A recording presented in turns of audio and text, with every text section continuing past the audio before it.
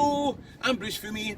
It's the 23rd of April and I would have taken you to Inchcolm Island here in the 4th estuary, but I'll be honest, it's a bit cold and they wanted 30 quid. So I'm standing by the 4th rail bridge on the 4th estuary. Anyway, welcome to today's episode of This Day in Scottish History. Now, Alexander the First of Scotland died on this day in 1124. Now, he didn't die on Inchcolm Island, he died in Stirling Castle, but I thought a wee boat trip out to an old monastery would have been a nice way to spend the day. How stupid was I? Alexander had the monastery there built when he almost died.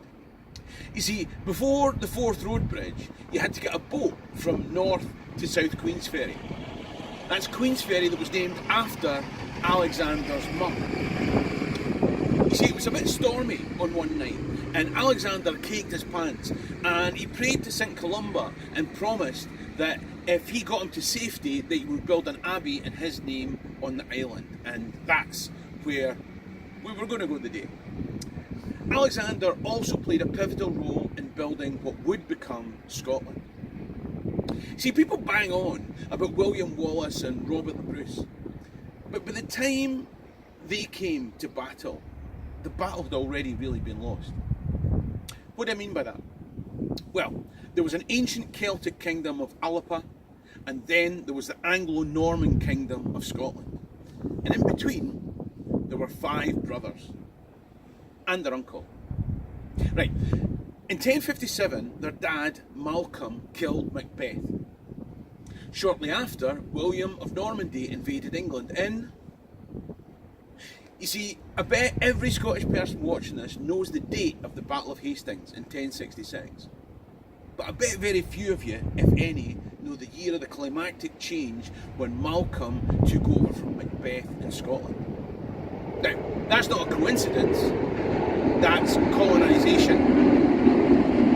Anyway, when the Saxon royal family fled north to get away from William the Conqueror, Alexander's dad, Malcolm, married the young princess, and she became Queen Margaret, the queen that these 2 ferries was named after.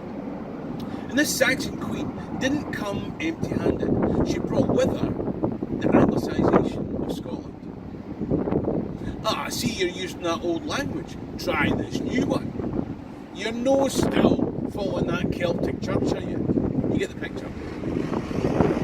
When Malcolm and Margaret died within days of each other, their boys headed to England, while their uncle Donald took over as Donald III of Scotland. He also took us back to Celtic ways and customs. Whew! What a relief for the folk in Alapa. The only problem is that one by one the boys came back from England with English armies, just like their dad had done against Macbeth. Brother number 1 defeated Uncle Donald with an English army. Uncle Donald came back with brother number 2 and reinstated Celtic control. The next brother came with another English army, and when he won, he blinded Uncle Donald. And when that brother number 3 died, the kingdom passed to Alexander. And egged on by the youngest brother David, Alexander the First killed Uncle Donald. He also killed rebels from the north who had ties to Macbeth and still held out for their old Celtic ways. Now, by definition, Alexander the First was the first Scottish king to be called Alexander. His brother Edmund before him and his brother David after him were also first. You see, these kings were no longer using Celtic names. A new era was dawning. They had a sister, Matilda. She was married to Henry I of England, the 4th son of William the Conqueror. I'll be honest, Alexander seemed a wee bit subservient to his brother-in-law, Henry I. He went off and campaigned for him in Wales, a bit like a vassal would. And it was on his insistence, it was an insistence of Henry I that Alexander had to cede control of everything below the Forth and Clyde line, everything basically south of here, where I am, to his young brother David. See, David had spent all his time in the English court, and he was Henry I's pal. When David came north, he brought other English knights with him to populate and to control the south of Scotland. The Bruces, the Baliol's, the Wallaces. You've probably heard the names. When Alexander I died childless, on this day in 1124, David was ready to take over as David I.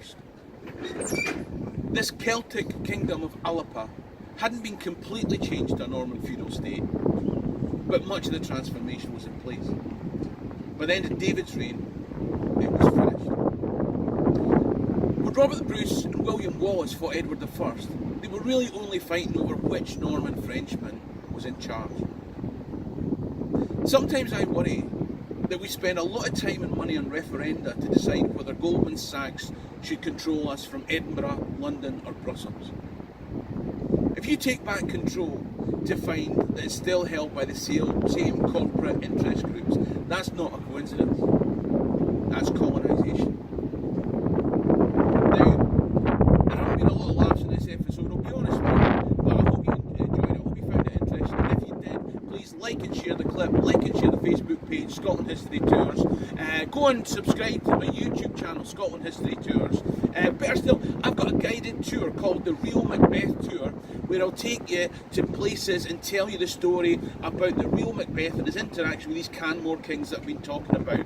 So why not go on to my website, www.scotlandhistorytours.co.uk, and book a place.